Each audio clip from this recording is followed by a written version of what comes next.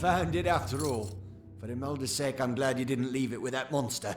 I have a few coins left to my name, and you can take them. And the bed's free for your use whenever you care for it.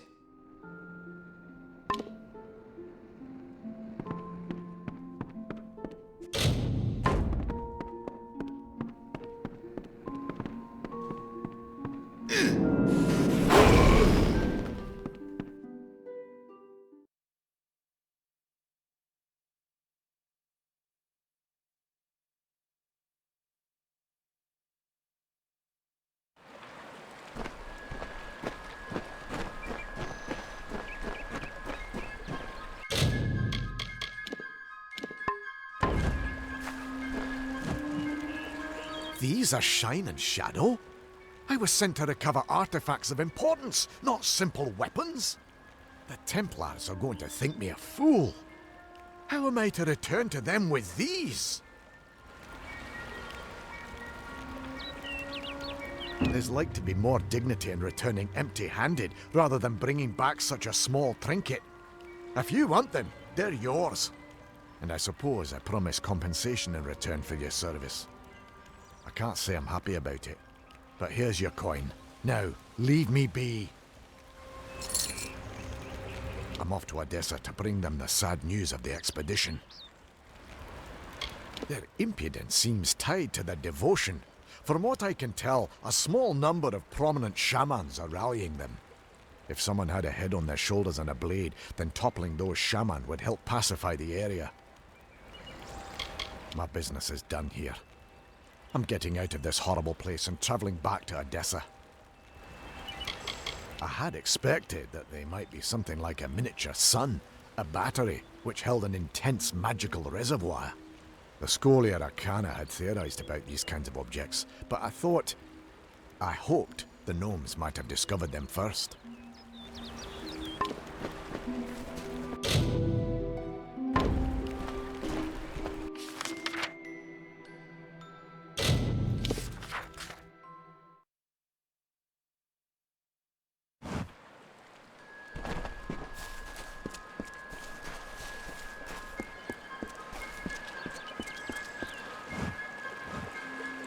I'm not only in the market to sell, I buy too.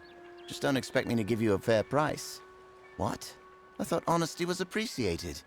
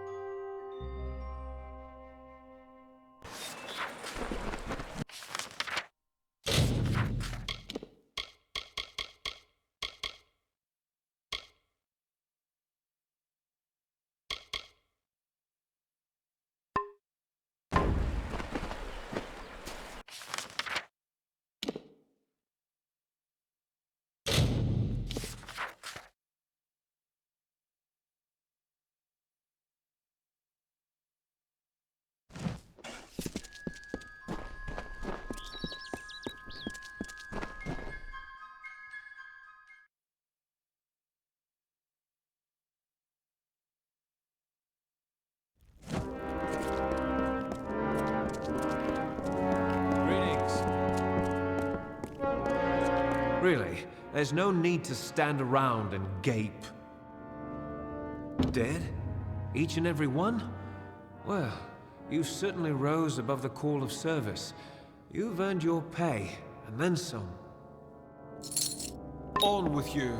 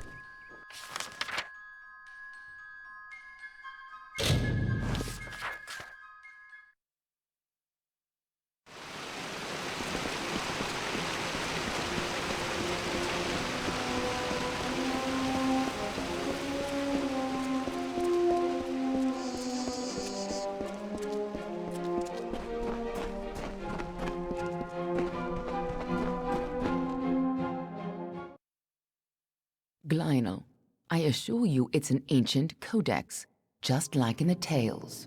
Intriguing. And why would such a thing be revealed to a child of dust?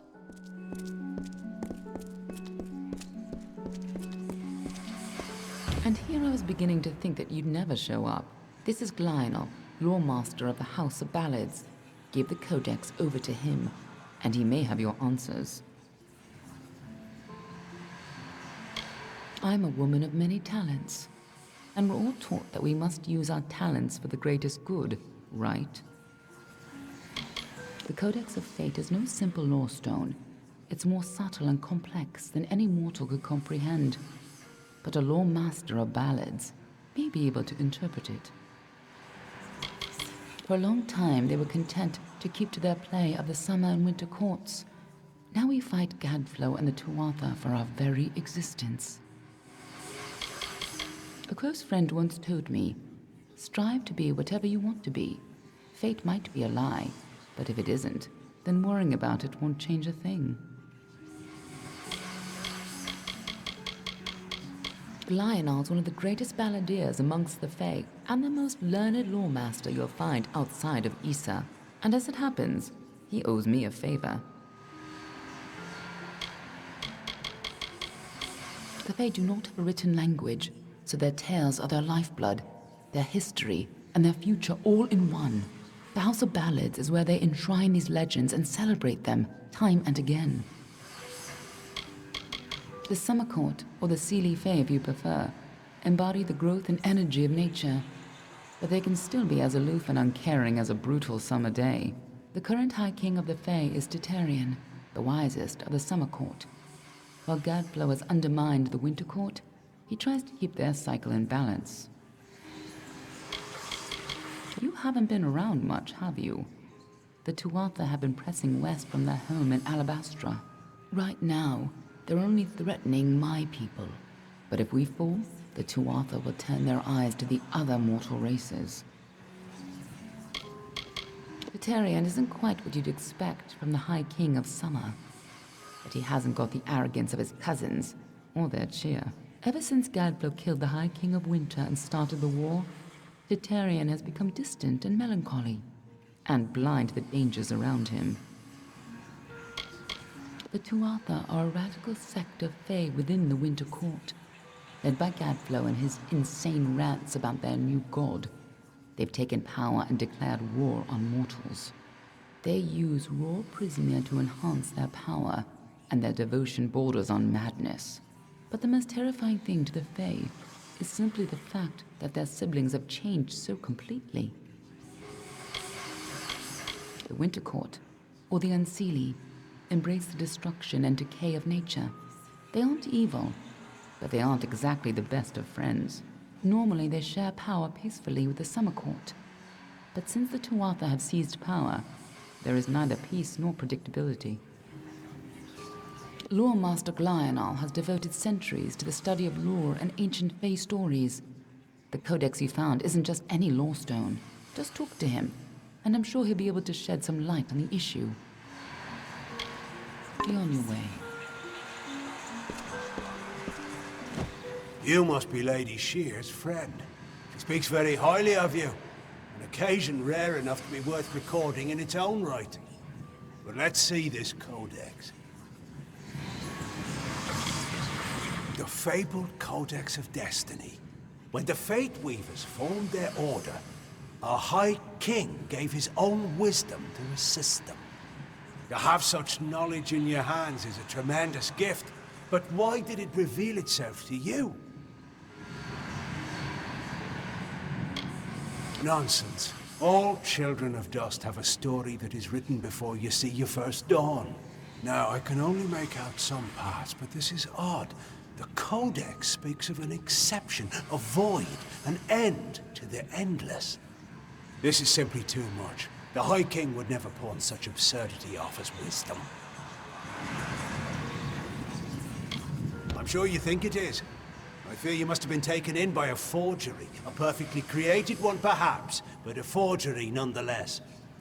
But this codex speaks of impossible things, changes to fate, death of the immortals, and other heresies. To ascribe these lies to the High King would be... I'm sorry, but I must ask you to take it away. I will have no part in these lies. Is there a meaning to it? Only its author can tell you. All of us in the Western Feylands are subjects of High King Tatarian. Our presence maintains the natural balance, bringing the green of spring at winter's end. We are the story that is told in every age, with different words, but the same meanings. We are the blazing summer and the brooding winter, forever following one another. We are as we have always been and shall ever be, no more and no less. He is an offense to our people. He upsets the natural order, and his war breaks the cycle. I will speak no more of him. As antiquarian, I'm keenly aware of the lesser ballads in Fey telling, and do my best to ensure that they're not lost in the wide river of time. I'm keeper of the Echo Stone here in the House of Ballads. It has only come to us recently, but I find its purpose most fascinating. It is a new relic crafted by several of our most attuned Fey mages. Usually the notion of new repels me, but in this case, I can't help but feel a spark of curiosity. The Echo Stone can be used like a lore stone to experience past narratives, stories that have long since left the lips of their tellers. However, one can only use the Echo Stone if he has the right matching cairn, a magical key devised by Hallam the White himself. The role of the storyteller is the most important to the Fae in the Court of Summer. He watches the telling as it unfolds. His gaze is not on one ballad, but all of them. His wisdom is above us all, even the lords and ladies of the House of Ballads. The High King guides us in all the grand telling of the Fae. For you, tales are naught but a reminder of your inevitable decline. But for the Fae, our tales are eternal reminders of our truest selves. Here we celebrate the very heart of our kind. The greatest of our tales, reborn and relived. Every creature has its story. The wake it leaves behind in its travel, that is a telling. It is a narrative of defeats and victories that give every life meaning. Our Fae telling goes on from creation deep into the hidden end. Until then, we celebrate the small songs, the ones that celebrate the spring in which we find ourselves. Do not bother me with such foolishness again.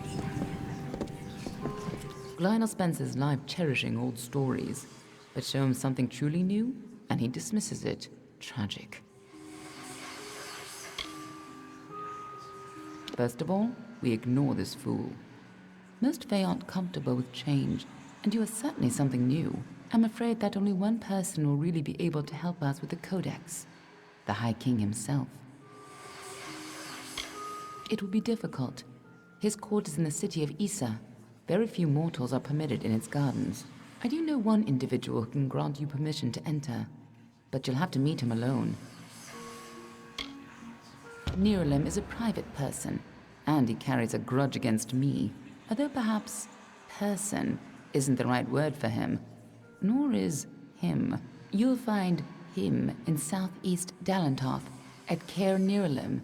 Just head towards the giant tree, and, well, you'll see. That codex isn't just a complicated lore stone. It seems to tell a tale most Fae don't want to hear, and created by High King Tatarian himself, no less. Interesting. You'll have to meet him on your own. I'd accompany you, but Niralim and I have our disagreements. Good luck with Niralim, and ignore anything he says about me.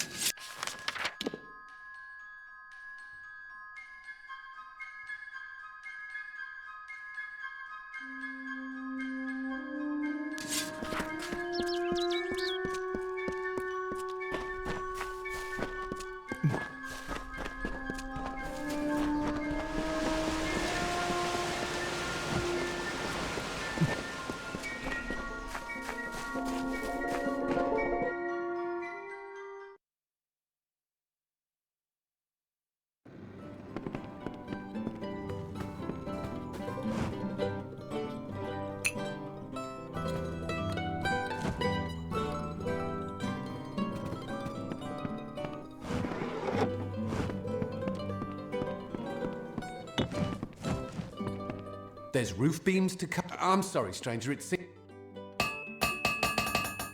I'm the man to get this village rebuilt. Keep safe.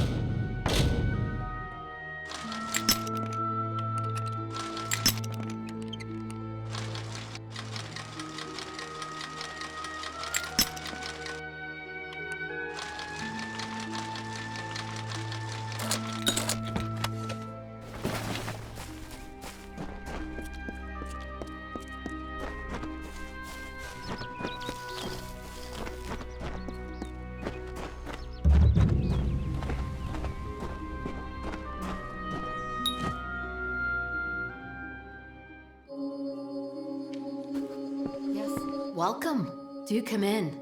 You must forgive my lack of hospitality. The Maid of Windermere and her minions have left me in a bit of a situation. Creth and Airmer could offer no remedy, but perhaps your mortal ingenuity will prevail where others have failed. The maid paid me a visit this past evening. She and her accomplice, Nyx the Troll, stole my most prized cairns. All that work, and for what? With what I know, I should have expected an attack. Even this imprisonment spell, it is the same she used in the Ballad of Two Knights and a Troll. I can't recall the counterspell, of course, as that cairn was stolen. You must get them back, mortal. All of them. Especially the one you came for. Her nearest lair is Sunder Caverns, where her minion Nyx makes his home. It is a craggy pit in Haxie, east. It is a tale of what happens when one wishes to become something he has not. In this case, the subject of the song was Nyx the troll, a loathsome, pitiful brute. As a jest, the Maid of Windermere enchanted Nyx into believing he was an ordinary man. He attempted to settle in a quaint mortal village to predictable disaster. When the knights Kreth and Ermer arrived, they treated him like the man he longed to be. They challenged Nyx to a gentlemanly duel and slew him in fair combat.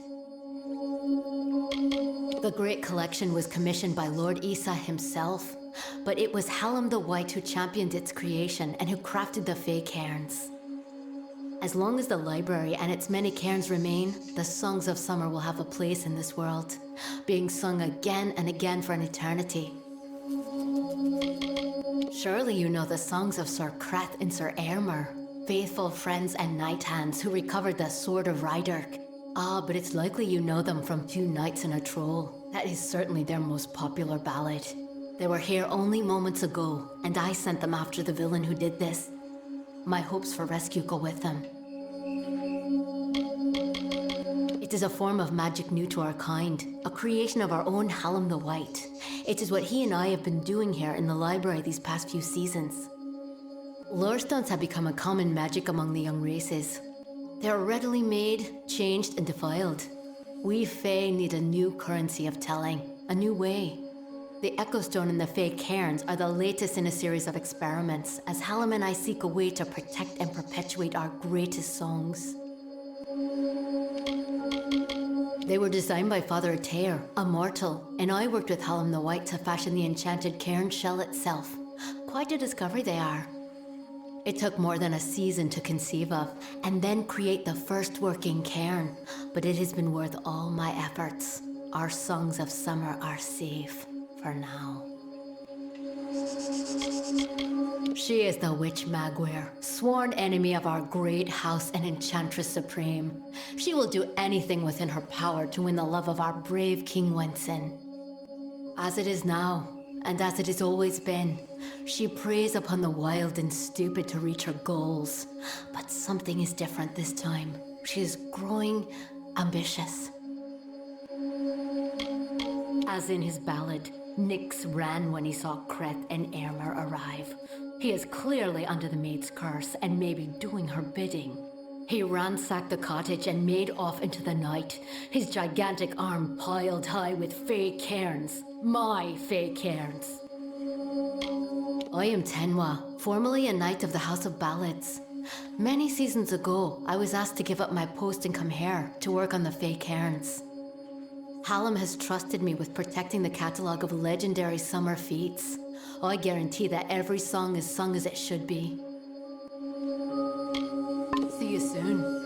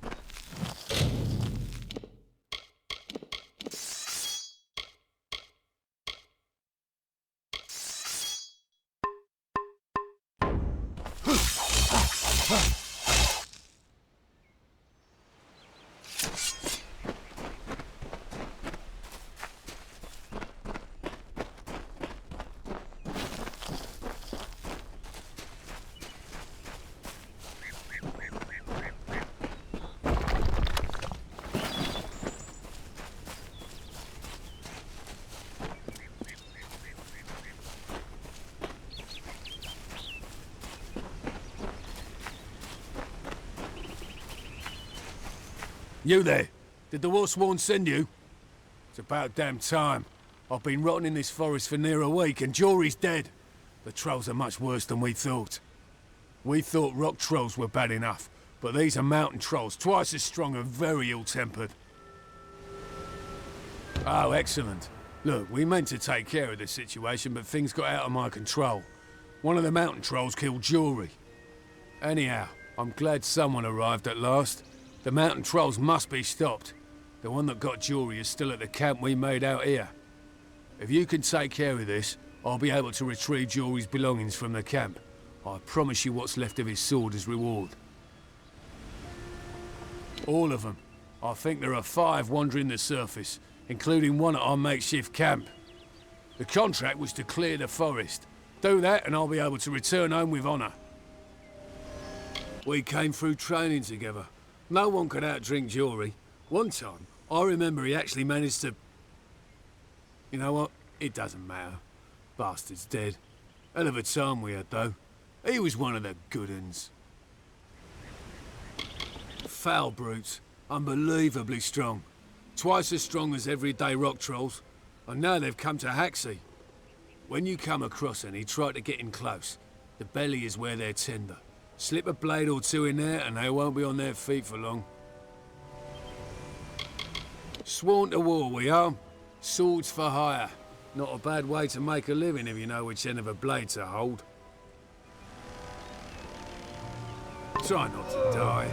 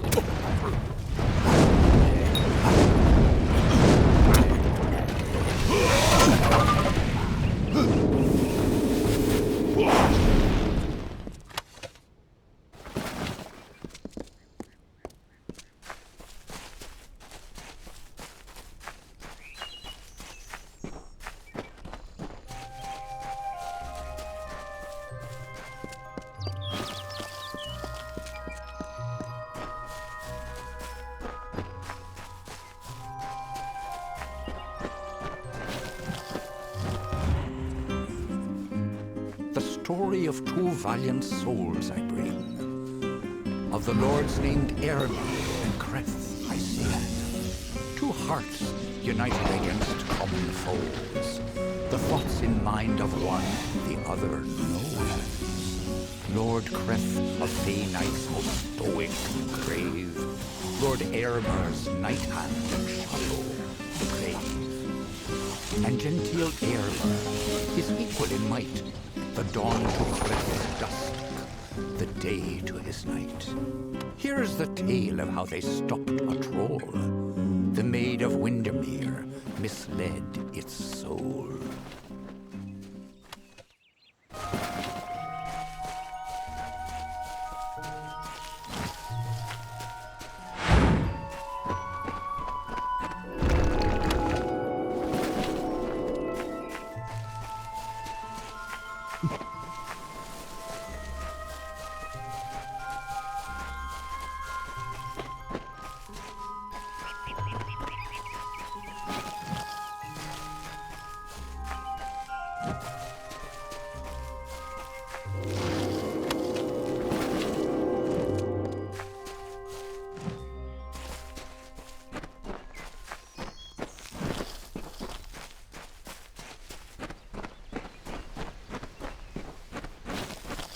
Greetings!